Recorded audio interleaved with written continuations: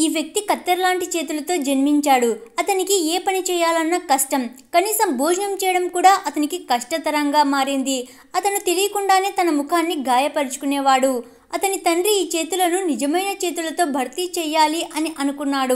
కానీ పని భారం వల్ల అతను అకస్మాత్తుగా మరణించాడు. మరియు అతను తయారు చేసిన చేతులు కూడా పగిలి నాశనమైపోయాయి. ఎడ్వర్డ్ తన తండ్రి ముఖాన్ని చివరిసారిగా తాకాలని కోరుకున్నాడు.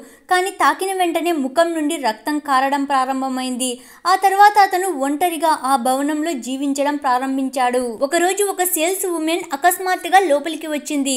చీకటిలో దాక్కున్న ఎడ్వర్డ్ నెమ్మదిగా బయటికి వచ్చాడు. అతను తన అసంపూర్ణమైన చేతులను చాపాడు. ఎవరైనా నాకు సహాయం చేస్తారా అన్నట్లుగా ఆశించినట్లుగా ఉంది అని ఆమె భావించింది. ఎడ్వర్డ్ అనాథ అని తెలిసినప్పుడు ఆ స్త్రీ అతన్ని తన ఇంటికి తీసుకెళ్లాలి అని నిర్ణయించుకుంది. దారిలో ఎడ్వర్డ్ కిటికీ బయట చూస్తూ ఉన్నాడు. అప్పుడే బయటి ప్రపంచాన్ని మొదటిసారిగా చూడడం.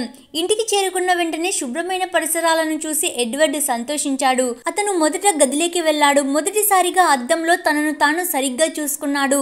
తన ముఖాన్ని తాకడానికి ట్రై చేసినప్పుడు వెంటనే అతని ముఖానికి గాయమైంది. అతను చూపును తిప్పి ఒక నీటి టబ్బును చూశాడు. కానీ బయటి ప్రపంచంలోని వస్తువులు అతనికి తెలియవు. దాన్ని నొక్కిన వెంటనే అక్కడ రంధ్రం పడింది. భయపడి దాన్ని ఒక బొమ్మతో మూసేశాడు. మరియు అతను త్వరగా ప్యాంటును వేసుకోవడం ప్రారంభించాడు.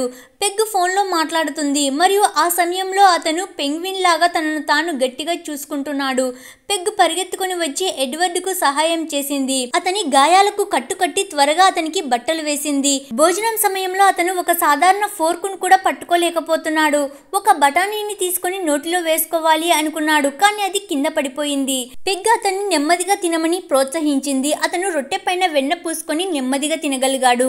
మరుసటి రోజు పెగ్ అతనికి మేకప్ చేసింది. దీనివల్ల అతను కొద్దిగా దయ్యంలాగా కనిపించాడు. బయట అడుగు పెట్టగానే అతను ఎవరో ఆకును కత్తిరించినట్లుగా చూసి వారిని అనుకరించి ఒక అందమైన డైనోసార్ ను సృష్టించాడు. పెగ్ భర్త దీన్ని చూసి ఆశ్చర్యపోయి ఎడ్వర్డ్ తమ కుటుంబ సభ్యుల జుట్టు కత్తిరించమని కోరాడు. తర్వాత వారి కొడుకు ఎడ్వర్డ్ తన కత్తెరలను కడగడంలో సహాయం చేశాడు. పెగ్ గార్డెన్ మాస్టర్ ఒక పార్టీకి హోస్ట్ చేశాడు. అక్కడ అతిథులు ఒక్కొక్కరు చేతులు కలపారు. కానీ ఎడ్వర్డ్ వద్దకు వచ్చేసరికి ఆగిపోయారు. ఆ తర్వాత అతను తన విశిష్టమైన చేతులతో మాంసం కాల్చడం ప్రారంభించాడు.